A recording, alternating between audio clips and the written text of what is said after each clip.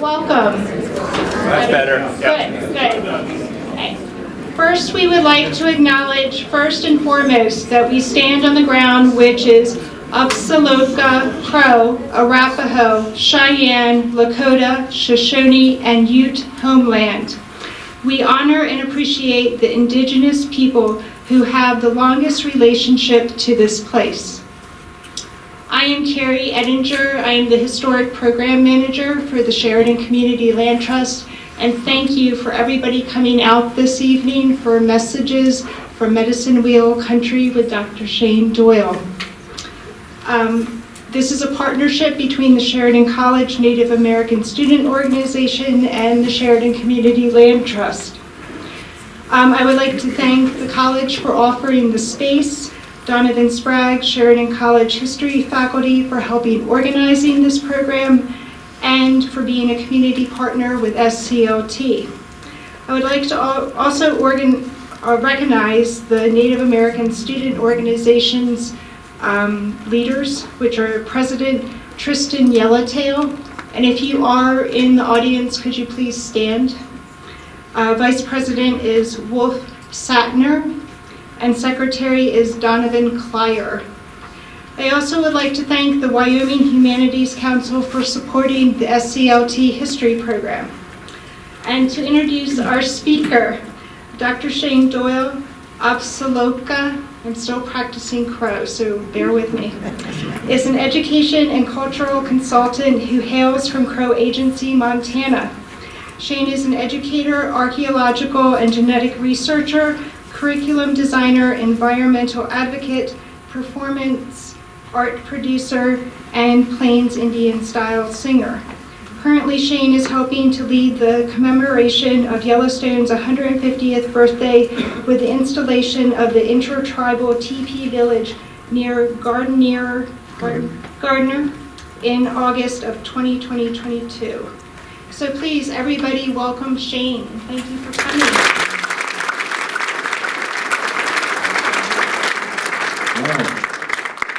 I think I'm going to go ahead and use this handheld mic. I want to thank everyone just from the bottom of my heart for coming out. It means so much to me. It's a great honor, and I'm really humbled to see all of you beautiful people here this evening, and just want to share some messages from Medicine Wheel Country. So really good to see a contingency coming from Lodgegrass, my old school. I taught at Lodgegrass for 4 years back in the late 90s, early 2000s, so I'm very happy to see some of my colleagues and some young people here, and then just everyone from Sheridan.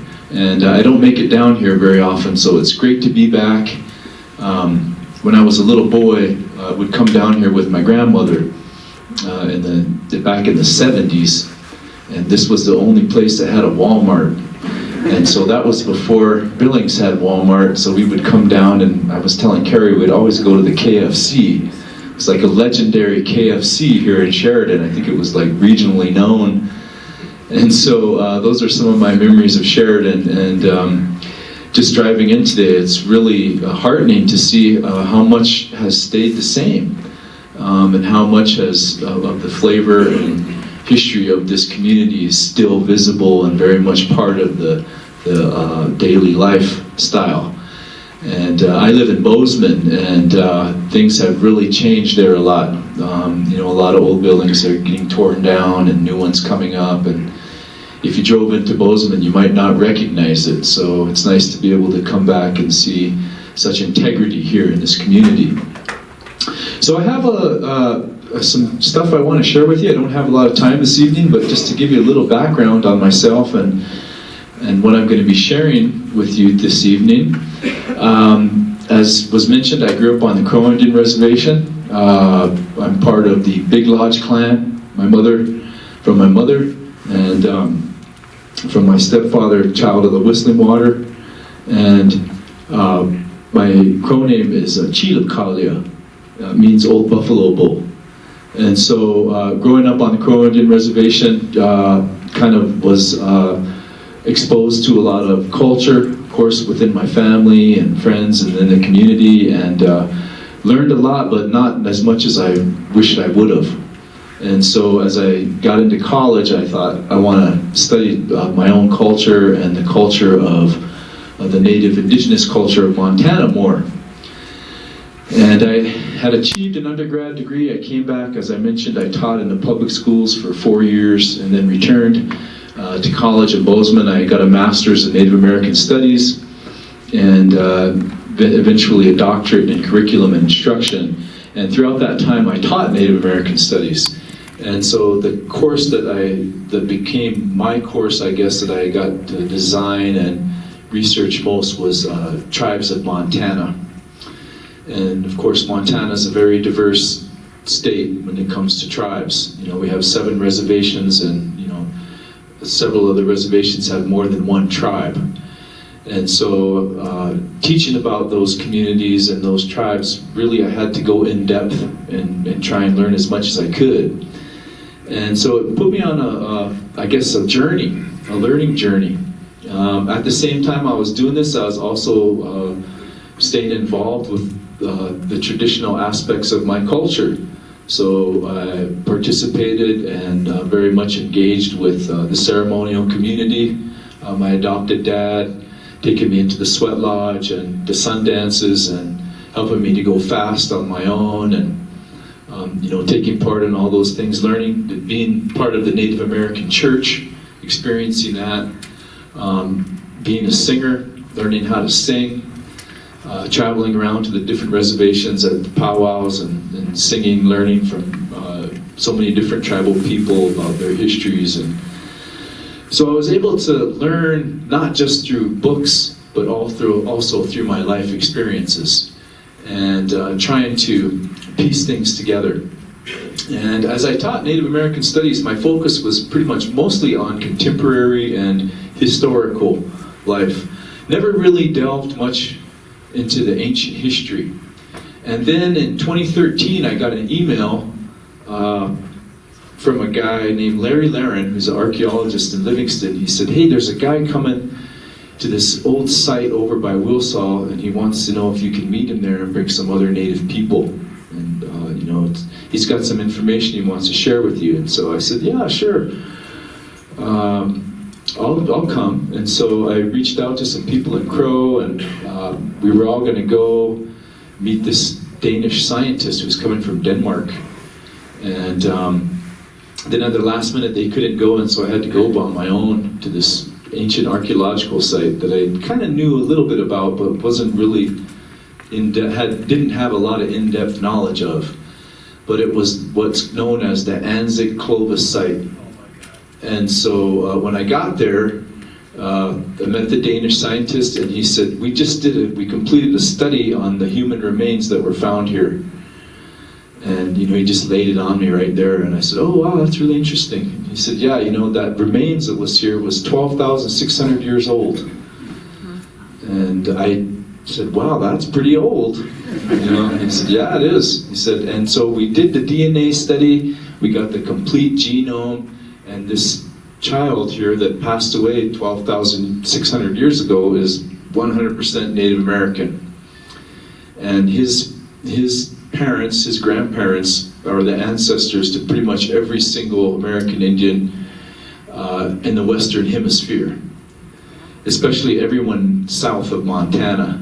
Heading up into Canada, the Inuits kind of had a different route that they took over into Canada thousands of years later. So at that point, my life took a real turn towards ancient history. And I ended up working for the University of Copenhagen for 1.5 years. I still have a close working affiliation with them, and we're hopeful to do some genetic studies and tribal communities in America, hopefully Montana. We haven't done that yet, but it's something that we want to achieve. And so, and along with the ancient DNA study and getting to know and learn more about that, I also became more closely affiliated with some archaeological science that was happening at MSU. And so those things all kind of converged. And one of the questions I had when I started getting into the ancient archaeology was, who were these people? Because they're not anyone that any of us ever heard about. The only people anyone in this room ever heard about were Indians on horses. You know, that's the only culture that I ever grew up around. That's the only stories that I ever heard about. You know, the ancient stories that come, you know, about when the ceremonies first came, when they got the teepees, when everyone was walking around on foot, don't give you a lot of in-depth detail about who these people were. So I took it upon myself to figure out what was the culture here. What were these people doing? What did they say to each other? How did their life make meaning? And I think I found some pretty interesting things. And they kind of flew in the face, in my mind, they flew in the face of this intertribalism that we see that I grew up with. You know, this history of tribes fighting one another. And of course, my tribe, we were literally in the center of that, with enemies on every border. And of course, look at the landscape where we were. Who would not want to, you know, covet this land? But I understood also that that was a more recent history, that there was thousands of years before that. And I was curious, you know, how did they interact before all that? And as I began to research the different tribes, there were certain things that popped up, and there was, so I think the tribes here on the Northern Plains, there's two striking themes. First is diversity. You see incredible diversity with the languages, you know, Siouan, Algonquin, Aztecan, you know, the Salish have their own language family, Nez Perce have their own language family. Of course, they're on the other side, but they came over here to hunt. The Cree, you know, just so, the diversity of language is stunning, really. And because they had these diverse languages, they had these real specific, detailed, cultural practices that they all had that were distinct from one another. And you know, we could go on all day. So that's the first theme. The second theme is sameness, right? They all had the same economy. How could you not have the same economy? They were all bison eaters, they lived in teepees, they had to dry all their food, and they had to move seasonally. So one of the things I started studying archaeology, I found out Montana, and this, I think, you know, this is in the same region here, down into the Bighorn. This region where we live is the only place in the entire continent where archaeologists do not find year-round habitation sites. There's one cave, I think, in the Bighorn Basin on the other side of the mountains here, the Mummy Cave, that was, I think, inhabited, you know, year-round. But that was a long time ago, and it's only one really location. Outside of that, the people who lived here for the past 12,000 years had to move camp seasonally. So they had their winter camps, and then they moved in the summer to different regions to harvest the wild resources.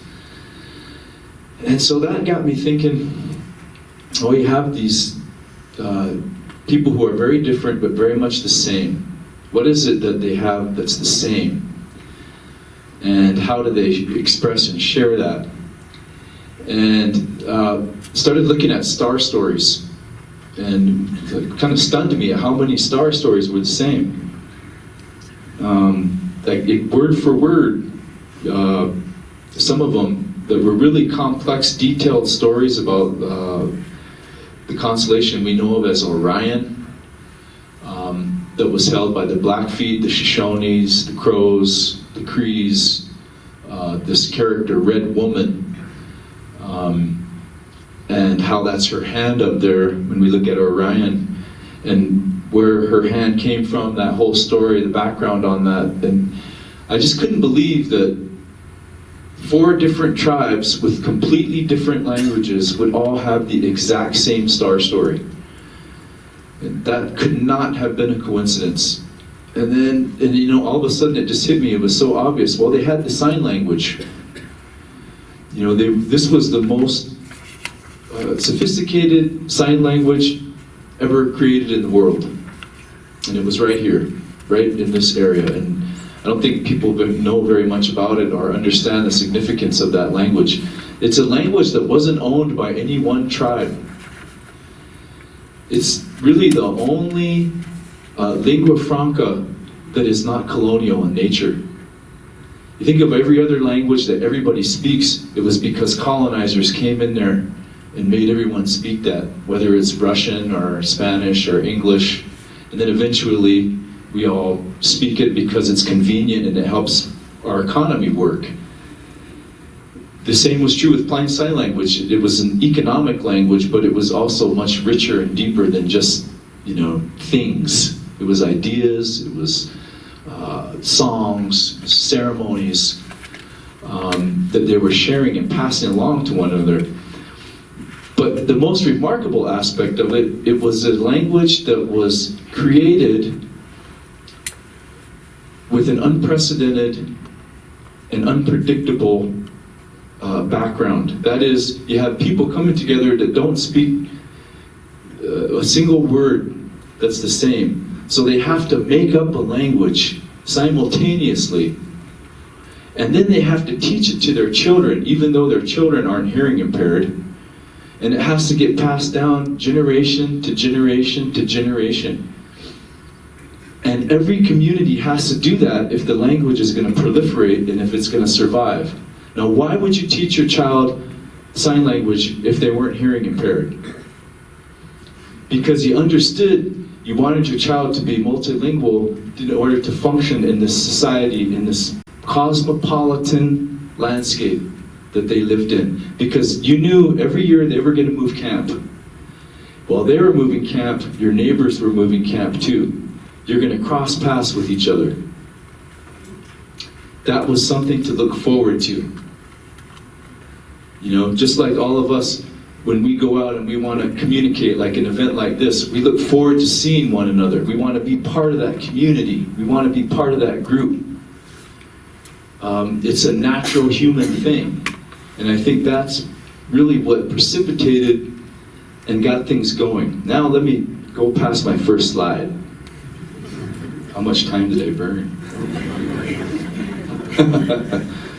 Okay, so medicine wheel country is an interesting concept. Most people here, we think of the medicine wheel as this one up here on the Bighorn. And of course, we think of it because it's a historic landmark and, it's a national landmark. It's incredible, the vistas, the views. I mean, it's endlessly mysterious and sacred and ceremonial. When I first went there as a little boy with my uncle, when he took me there, no one had to really tell me. I knew I was at someplace very special. Maybe it was because of the way that the adults behaved. There was something about it I knew. And I always thought this was the only one. Turns out there's over 100 of these, all across the Northern Plains, on up into Canada. And started thinking, well, that's the oldest, outside of the teepee rings and the arrowheads, these are some of the oldest cultural creations that we can find here in our region. Here's a map that kind of talks a little bit about, or indicates, as I mentioned before, the diversity of the languages, the peoples who were coming onto the Northern Plains. You see Siouan, Kiowan, Caddoan, Algonquin, Shoshonean, Athabascan. I think Shoshonean is actually Aztecan. The Shoshone people who live here, the bison-eating people who live here on the Wind River Reservation, actually speak of a dialect of Aztecan language, which of course hails from Mesoamerica. So they are the northernmost speaking group of that language family. Very old language. But you can see with all these different language families coming down onto the Great Plains, they had to have that sign language in order to communicate with one another, in order to have a fully functioning society. How were they able to do it? That's a great question, I think.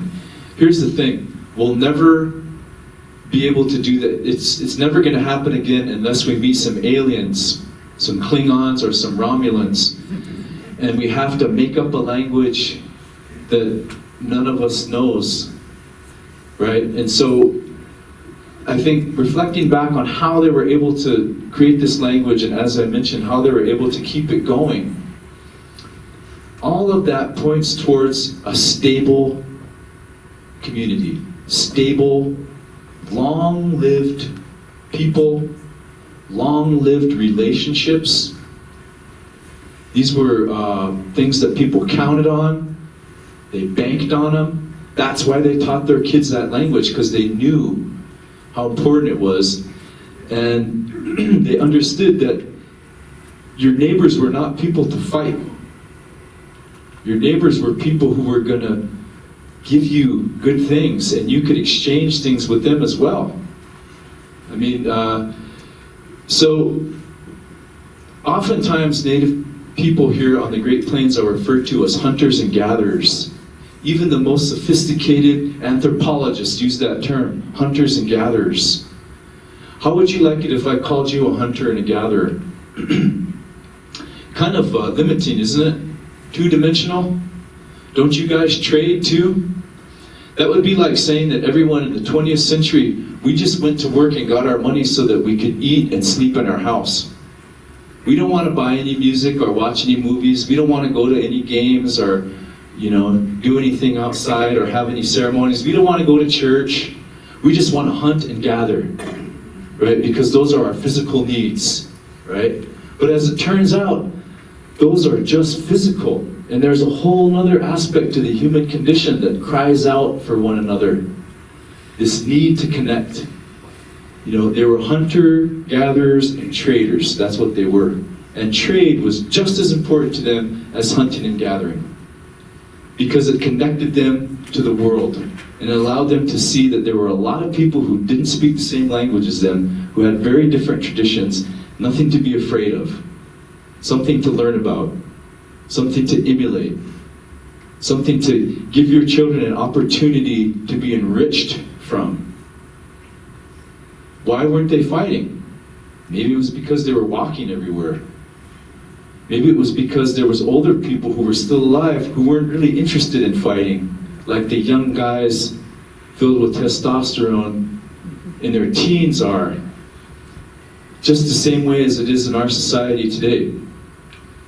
So I think when we look at the sign language, we look at the cultures that developed, the one word that keeps coming to my mind is stability. They had low rates of disease. They had a slower pace of life. They had a lot of cultural practices that enhanced their health. And they lived a ceremonial way of life. I'm going to cut back to this real quick. A ceremonial way of life. Why did they live a ceremonial way of life? Because they didn't have a lot of possessions. So if you don't have a lot of material possessions, you have to measure your wealth by some other means. So they had this way of life where they moved and they didn't have any pack animals outside of dogs who really couldn't carry very much. And so they saw their wealth as being connected to the spirits, to their communities, to the animals, to whatever there was to be connected with, because the ultimate sign of poverty is when you're cut off as a human being. That is not a good thing. That is not a good thing. And so they understood that. And when they went on these fasts that they became so world famous for, that was their goal. They wanted to connect with something out there that no one else could at that moment. They wanted to be themselves fully with the world.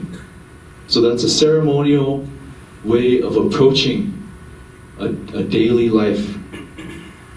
I'm going to scoot back. I should have had that slide up further. Thinking about Medicine Wheel Country, why was Medicine Wheel Country the Mecca for Plains Indians? And this is where we see the medicine wheels. We're really kind of down here from Wyoming. I've seen some that have been photographed on the road from Meeteetse on into the park. And I'll have to assume that those are Shoshone or Arapaho. And of course, like I said, they're all up into the Canada. But when you take a look at this map and you look out onto the Great Plains, one of the things that you notice is it's dotted with those little island mountain ranges. And so here we have the Bighorns, which are a pretty big island range. But if you move north, you have the Pryors, you have the Wolf Teeth. Then in central Montana, you've got everything from the Crazies, the Bull Mountains, the High Woods, the Castles, the Judiths, the Big Snowy Mountains. You got the Bridger Mountains. Up further north, you have the Bear Paw and the Little Rockies. All those mountains made Plains Indian way of life possible because that's where they got their lodge poles. And that's where they were able to winter camp. If you go down over here into Wyoming, into the southern, out onto the plains, and then go down into Colorado and Nebraska and Kansas, you don't have those luxuries anymore. You don't have a plentiful supply of lodge poles. You don't have the winter campsites that the mountain ranges provide, the fresh water that comes from them, the diversity of plant and animal species that come in the island mountain ranges, and the ceremonial sites, the Vision Quest, the Sundance areas.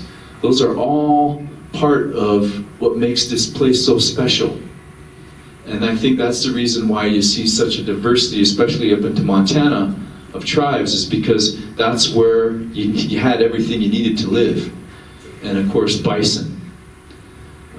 So just a little bit in here, and I can share this PowerPoint. I'm happy to pass it along. I'm trying to write a book about all this stuff, so eventually, hopefully, someday we can get that done.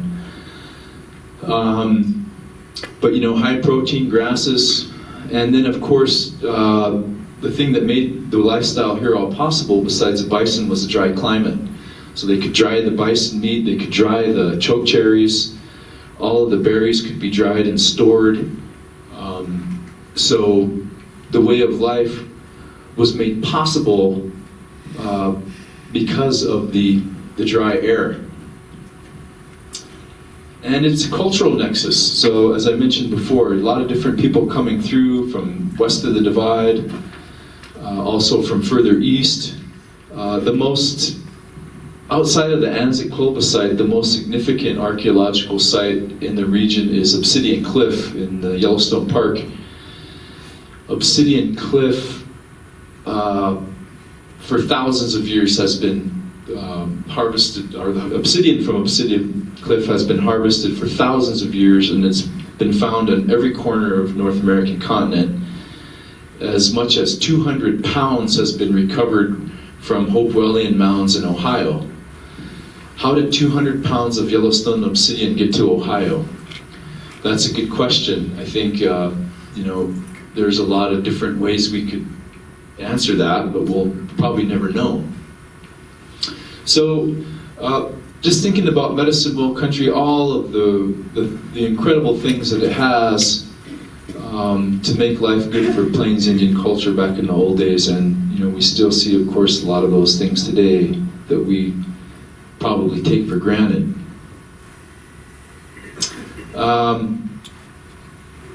Okay, this is going to be kind of hard to see. I wonder if I could blow this up a little bit. This is a map of the Medicine Wheel Country, and it was made in 1801. You probably can't see way back there. This map was written or transcribed onto this journal by a French fur trapper named Peter Fiddler, working for the Hudson's Bay Company. He came out to the confluence of the Red Deer and Saskatchewan rivers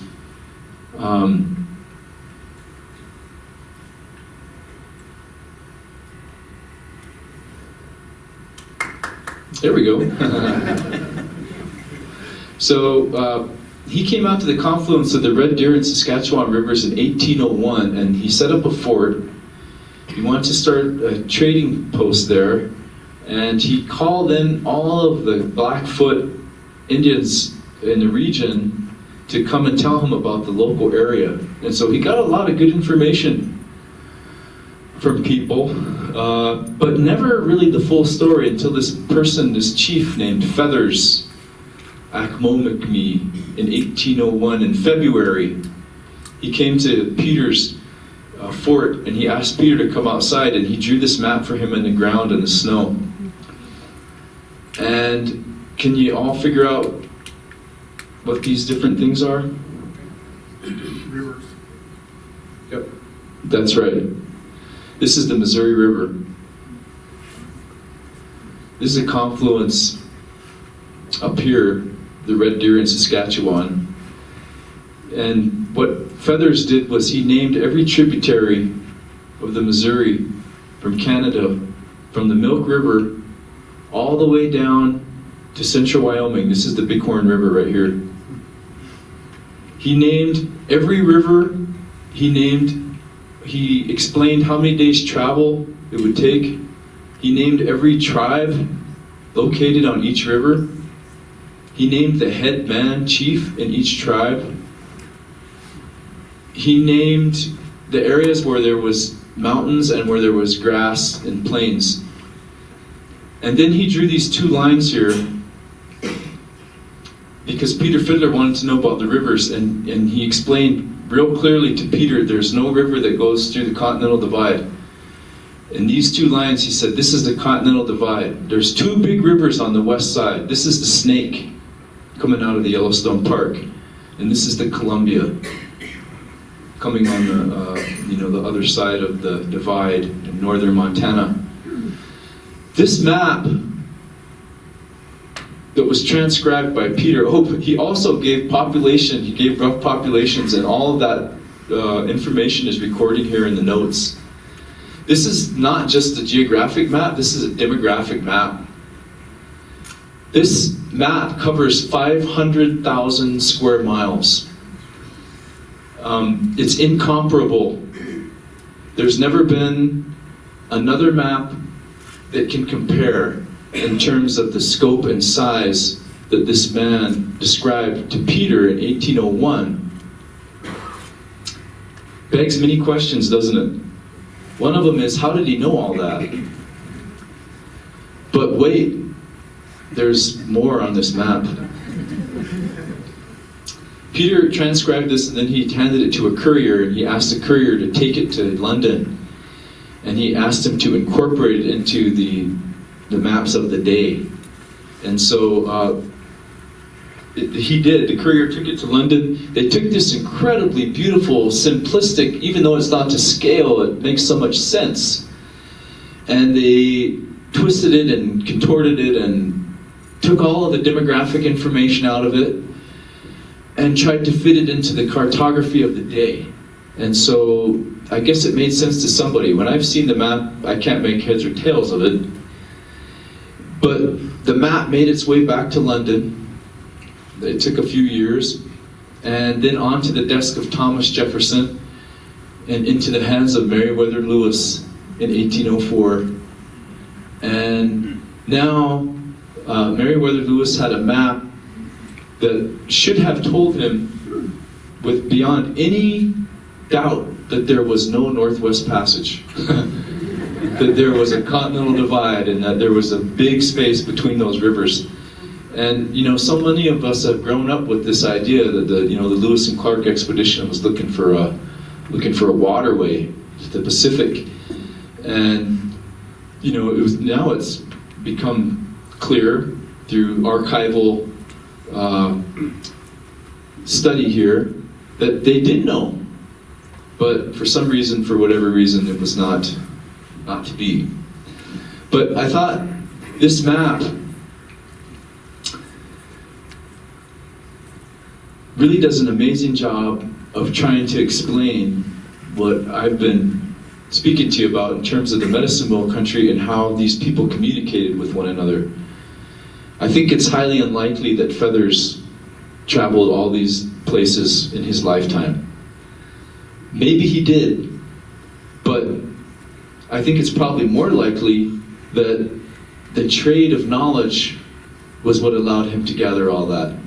That his friends knew other friends who knew other things, and they all put their knowledge together, and now you've got a working oral tradition of a map. This map was an oral tradition, really, that was actually, you know, put down on a piece of paper, but it was all in Feathers' head. And I think it's an old, ancient cultural artifact that had been passed down to the specific people in these communities. Now thinking back in 1801, you know, Feathers is lucky that he was still alive, because there was already smallpox epidemics that had hit that region in the late 1700s. And a lot of those populations were devastated. And so when Lewis and Clark showed up here in 1805, they thought they were looking at an untouched, you know, pristine area, but they didn't realize that, you know, smallpox had beaten them by about 30 years. And that horses had beaten them by about 100 years.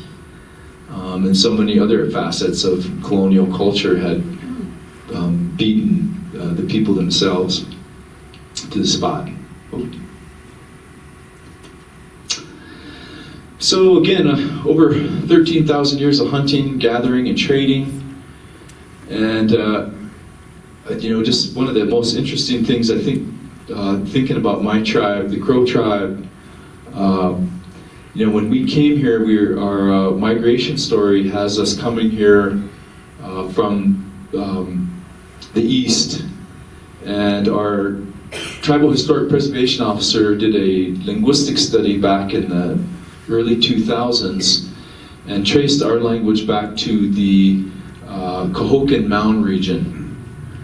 And so we, you know, the linguists and the experts, I guess, in the Crow community, a lot of them believe that we came from that region. We came up, traveled north to the Great Lakes area, and then eventually came over to Montana, and all the way intended to be farmers.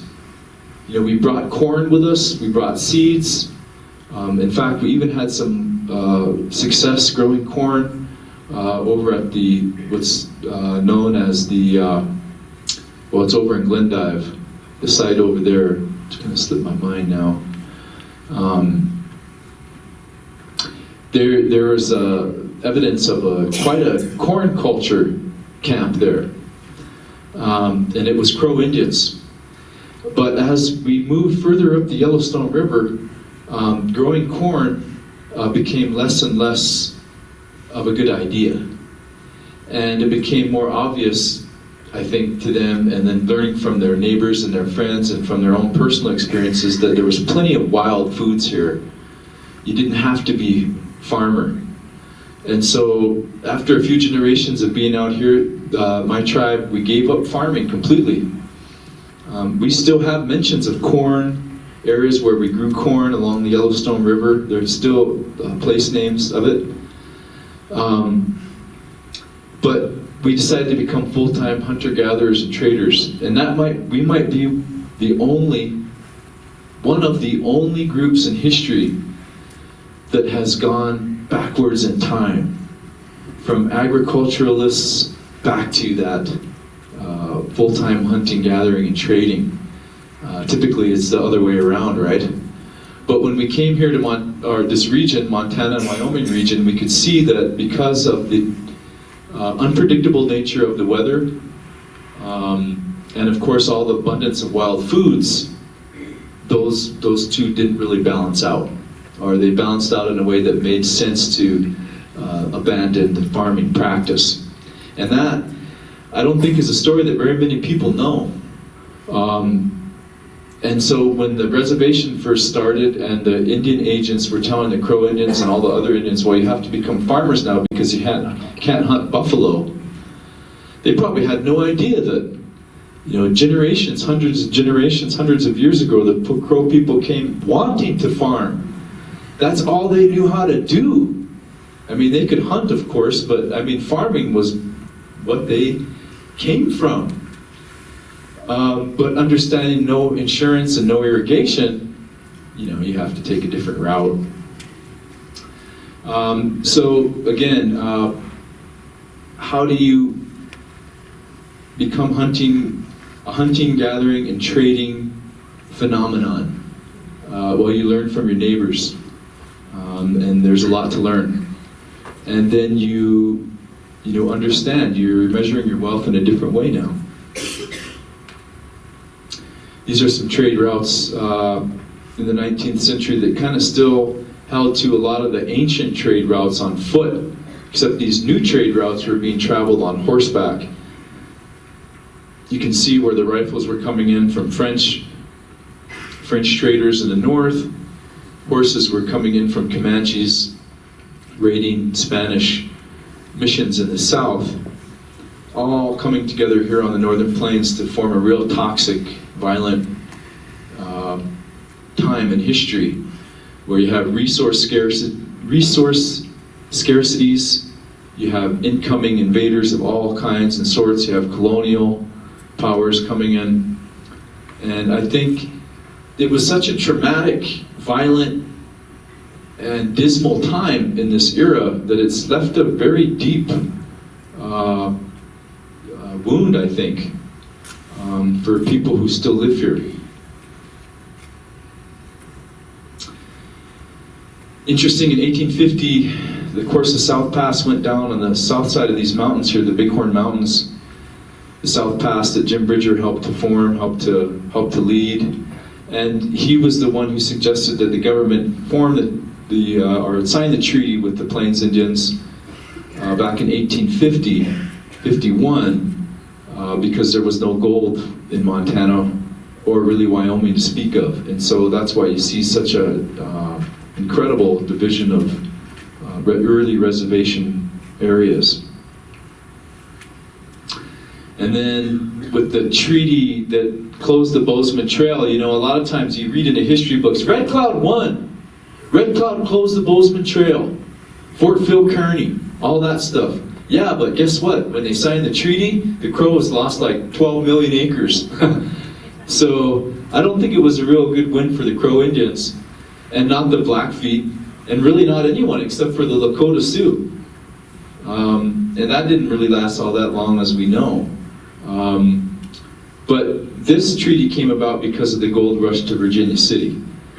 And so now we start to see, a real presence of white people in Montana, the first real presence. And so things start to move pretty quickly after that. Reflecting back again on the medicine wheel, what is the medicine wheel? What does it mean? Well, I think it's an incredible tool that is not only scientific but also ceremonial. And that if you ask, Sundance chiefs about the medicine wheel, they'll tell you that's where the ceremony comes from. I mean, it's pretty obvious just looking at it that they are pretty much structured exactly the same way. You've got a center, you've got the poles going out to the edge to make medicine. What is the medicine? The medicine is spiritual, the medicine is emotional, it's mental. It's not just physical. Because those are the things we need to get through this life, right? I mean, you need to be physically healthy, but what you really need is to feel fulfilled. You really need to feel like your life has some kind of meaning. It fits in somewhere into some scheme of things, somehow, some way. And it's a lot of times in Western culture and in, I guess, more literate societies, we're told, it's not something that we decide. We're told as kids, this is what you're going to be. This is who you are. This is what life's about. Learn these rules. These are the 10 Commandments. Memorize all these other things. This is a culture that didn't have those values. This is a culture that didn't ask you to believe in anything. What it asked you to believe in was yourself. And understanding that there was only 3 things in this world you're ever going to learn about. what's in here, what's out there, and how those two things are supposed to interact. You know, there's really not much more you need to figure out. And so this wheel, this ceremony helped them, it allowed them to do that. And that's part of the reason why the ceremony is still used today. Every tribe in the region has their own version of a Sundance. They're all based on this medicine wheel. You know, it's acknowledging where we're at. The wheel is, it's a circle map, if you will, the stars of the earth, of the seasons. And it's also an emulation of what we want our human condition to be about, each and every one of us. When we think of ourselves in our best sense, it's a balanced vision.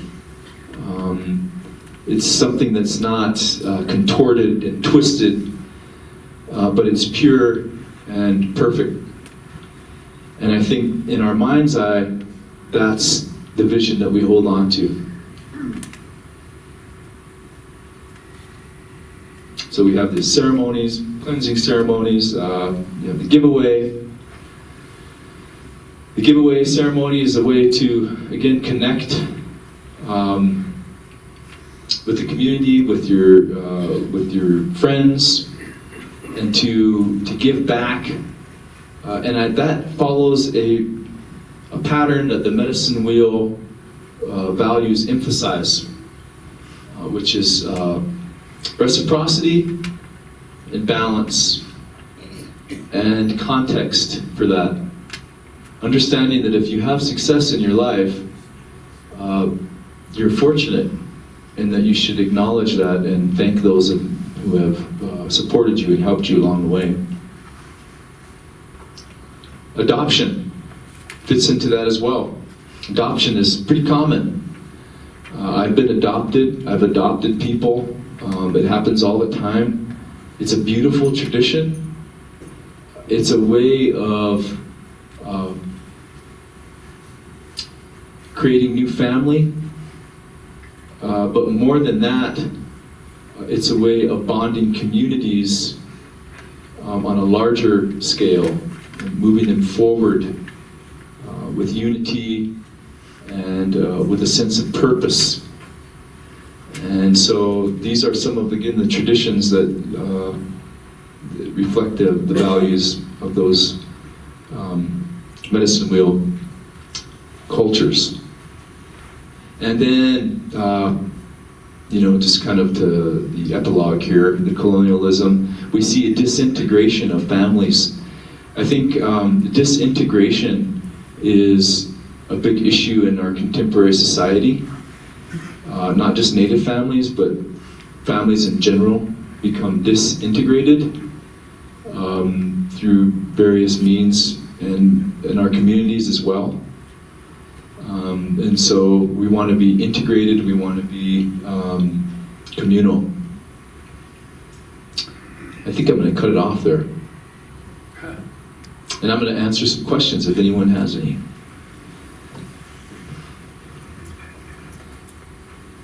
Do all medicine wheels have the same amount of spokes? The question was, do all medicine wheels have the same amount of spokes? No, they don't. This one here has 28. There's a Sundance that's performed by my friend Ben Cloud and my adopted dad, Frank Caplet, and they call it the 28 pole Sundance. So that one there is based exactly on the 28 spokes. But the other medicine wheels that have been identified up into Canada and throughout the Northern Plains, they don't all have 28. I think, you know, from what I've seen, there was a lady who wrote a book on medicine wheels of Canada, and I think there was a pretty wide range. You know, I think the thing that makes them a medicine wheel, it has to be pretty basic structure of, you know, like a teepee ring, and then a cairn in the middle, with the lines going out, because those lines will align with, you know, the moonrise or the sunrise on certain celestial events, calendar events. And so it's a good question. I'm not sure, you know, if we'll ever know why the 28. I can tell you there's 28 ribs on a bison. And so, you know, there's a correlation there. And so this summer at Yellowstone Park, I think I mentioned, or Carrie mentioned, I'm helping to set up a teepee village, and we're going to have 27 lodges, maybe not this summer, but eventually. And the 28th will be like an all nations lodge. So we'll have 28 lodges in total, 27 for each specific tribe affiliated with Yellowstone, and it just so happens that that's the official tally. And then the 28th lodge will be, like I said, kind of a all nations lodge. So 28 seems to be a pretty good number. Yeah. By adoption, do you mean that in a ceremonial sense purely, or is it, what's the breakdown of that? Yeah, the question is, what is it to adopt someone? And it's ceremonial adoption. Yep.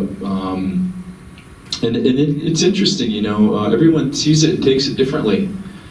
You know, some people that get adopted take it really seriously, and, you know, they're part of the family. And, you know, most times adoptions are between adults.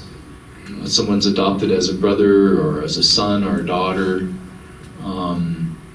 And so, but what it is,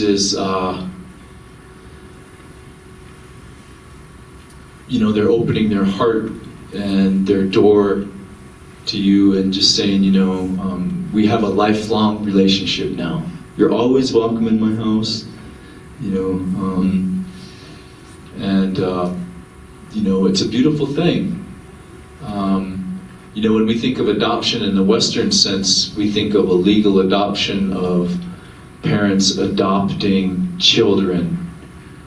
And then once the child hits 18, they're on their own. And, you know, I think for Native people, they don't really see it that way. I think they see it as, you know, you love someone, you should adopt them. You know, do it formally, do it in public. That's what we like to do. We like to do things formally in public so that we let everyone know, I'm adopting you as my sister. You know, I really appreciate all the things you've done for me over the years, and, you know, now we're family. And I want everyone here to know that, and I'm going to give you a name now, you know. So you'll get up here and you'll get a name, and maybe we'll have a giveaway and a dance for you, an honor song. You know, there's different traditions in adoption, but it's never something where you have to, you know, take responsibility for someone. It's more of like make it in a friendship, official family. Yep. So I did that with my bro over in Denmark, Eska, who did the study. I adopted him as my brother, and so we had an adoption ceremony. And then after it was over, he was like, is that it? I was like, yep, that's it. All over now. And I gave him a name too. And he really likes his name. So, well-known wolf is his name. Yeah, hand up. Yeah, are most medicine wheels found at a higher elevation? Good question. Are most medicine wheels found at high elevation? No. In fact, the vast majority are found out on the plains. You know, like probably 90%. This one here is pretty unique for being up there where it's at. And studying the ice patches now in the Beartooth Mountains, I've learned a lot about these high mountain areas. You know, people were up there. You know, 10,000 years ago, they were up there for months at a time. I don't think anyone would have believed that.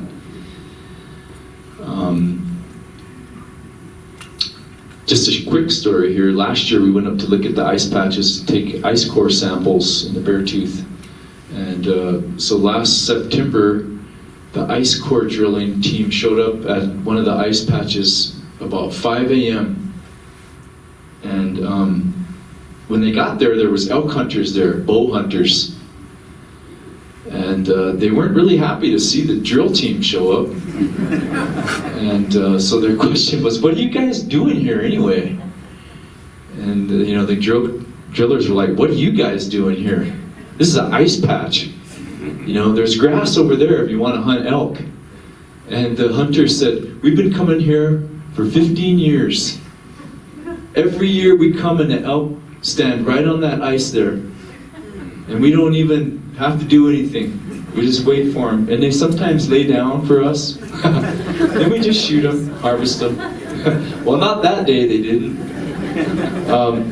But what a revelation. The ice core drill was like stunned. The drill team was stunned. They were like, we have never heard of that. And they said, yeah, and don't tell anybody either. And I just thought, wow, that's like a 12,000-year-old secret. People have been coming up here. The oldest artifact ever recovered from an ice patch anywhere in the world was taken from the Beartooth Mountains.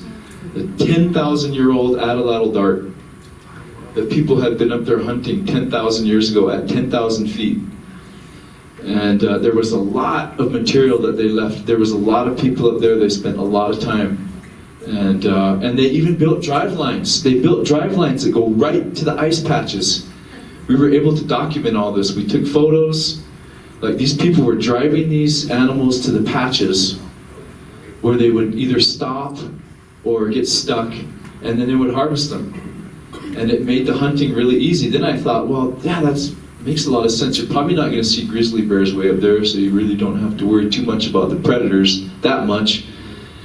In the food spoilage, it's so cold up there any time of the year, you've got that aspect on your side as well. Just a lot of things, but high elevation for the medicine wheels is not something that you find very often. Good question, though. Yep. Do you know anything about those cairns? I've heard that some of the old timers said that they were actually huts that were used perhaps in vision questing.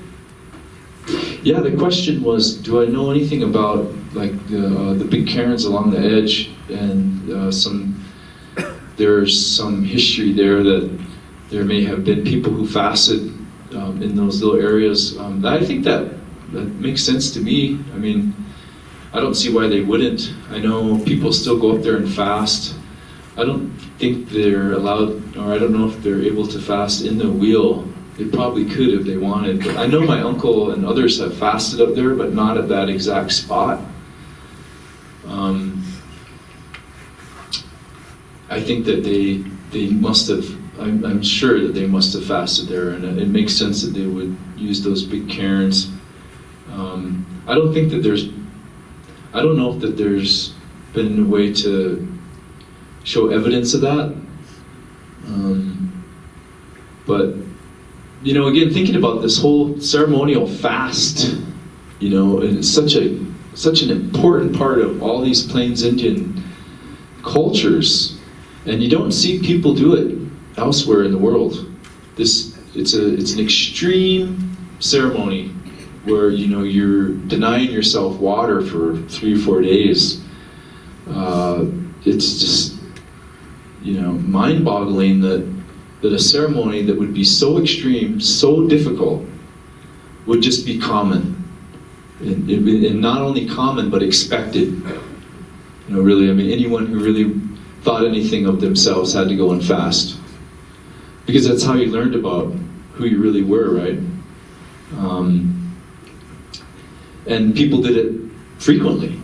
It wasn't just something that they did once in their lives. And they did it when they were really young. Pliny Coos, when he fasted, he was like, first time he fasted, he was 7 years old. 4 days and nights. That was his practice run. When he fasted on Crazy Peak when he was 9 years old, he cut off the tip of his index finger on his left hand because he hadn't had a dream after 4 days. This is a 9-year-old boy. I've got twin boys that are 9 years old. You know, they can barely pull themselves off an iPad. You know, I mean, to go up, to climb a mountain that's 11,000 feet, exposed to the sun and all the elements, fast with no water, on that mountain peak, and then still have the energy, still have the devotion to do that. I mean, I have a hard time imagining that myself. But then I have to go back in time to remember the context of these folks' lives, right? And then also this proven fact that it was proven to them over and over and over and over, generation after generation after generation. When a person went out and fasted, it brought good things back to the community. It was just a given. So there wasn't like, I wonder if I should go fast. I wonder if it would do any good. You know, that wasn't really the question. Maybe you were like, I don't know if I could do it. I don't know. But it's such a, I think it shows how these folks were measuring their wealth. And that, as I mentioned, you know, they really felt like the more connected that they were, the richer they could be. And that's such a sophisticated appreciation of life's experience, because it's what it's saying is, to really understand this life, it's not going to be your mind and it's not going to be your body that answer those questions. It's going to be your spirit. That's the one thing inside you that's going to give you that understanding. And if you want to reach that spot, you know, it takes sacrifice and it takes self-discipline. You know, not someone putting you up there and locking you down for 4 days, but you doing it. You know, it's such a self-driven and motivated way of approaching life. And I think a lot of it, again, is because you have the elders, right? And they live a long life, and they go through all the different hormonal changes, and they come out the other side, and they see the generations, and they recognize that stability is what we need as human beings to thrive. And that consumerism, you know, when you're a child, you're consuming, you're eating, you're taking everything in, you're reading, you're and then at some point, you don't have to do that anymore, right? Because your mind and your body are full now. You've got enough. What you need now is to find out, you know, how this inner thing is connected to everything else. And so, when the colonial era hit and you had the smallpox and you had all those real devastating occurrences, you saw the population decimated, and you see the old people die off, and you see that stability just disappears in a generation overnight. The communities are shadows of their former selves. You know, we're talking about communities that lose 70, 60, 70% of their population. They're starting from scratch again, and in a lot of ways. At the same time, they're empowered with these horses and these rifles. So again, it's something to reflect on, because I think it's a complex and complicated history, and how it's unfolded into the present day, I think, is still important to reflect on. But I think the big message I would like to share in terms of messages from Medicine Wheel Country is that human beings are good. You know, and given the chance, we want to come together and be friends with one another. We want to be connected so badly, we will even make up a language to do it, a sign language. That's a hopeful message to me. It's an important theme. I think that this is a sacred area that we live in. It's a ceremonial area that we live in, this region. And it's an important message. I think the world needs to hear that. I think young Indian people need to hear that. You know, people who are always dividing, putting each other into different camps, This is a message that says, deep inside of us, we want to transcend that. Because it's just not enough to be stamped. We want to be able to be free. So that to me, I think, is a philosophical message. It's a spiritual message. And, like I said, I'm hoping to get my own book out, and Leo DiCaprio is going to play me in a film. Or no, Adam Beach, that's right. Oh boy. I told him I was going to cut it off at 6:45, and so we've got time for maybe one more question. Yeah? This is a hard question for me to phrase, but how long have First Nation people been on this land? Yeah, the question is, how long have First Nations people been here on this land? And, I think we're still learning. I think, the oldest evidence we have is always being disputed. There was some evidence that came out of a 20,000-year site. You probably saw that last year. But since then, that study has been scrutinized and is under doubt.